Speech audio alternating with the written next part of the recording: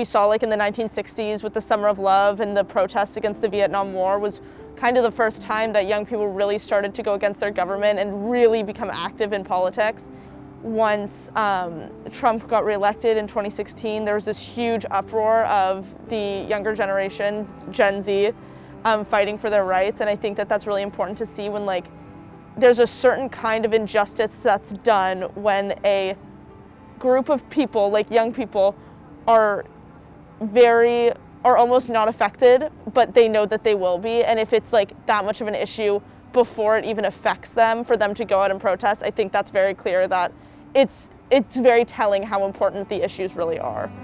My first march was definitely the most memorable. Like growing up under pretty much a completely democratic president, and then having someone like Trump come into office, it was just really jarring for everyone in my high school.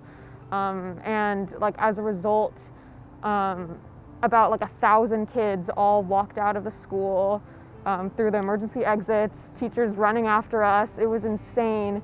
It feels, I mean, similarly to being in within the protest, it is a really powerful thing, especially when I go to a protest that was organized by the youth. So the September 20th march from 2019 for climate change, that was completely organized by like 15 and 16-year-olds.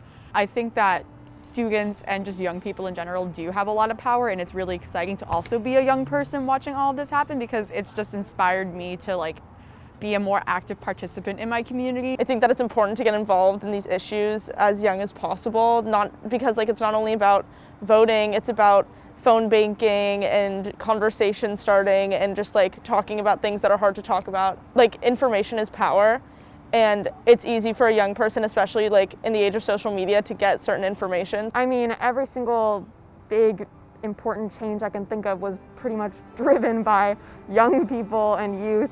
Even the generations below us, like we're so young, but then again, like you think about the kids that are growing up right now with the media and with access to so much other information that other generations didn't have access to. Hearing my little sister, she's 12, talk about stuff that I had no idea, like she's like schooling me on like LGBT rights and stuff like that. I'm like, wow, this next generation is going to be even more powerful than even we think we are, you know what I mean? If young people stop becoming involved and just kind of give up, then there's a huge demographic of people that will not learn, like continue to be educated and continue to move forward.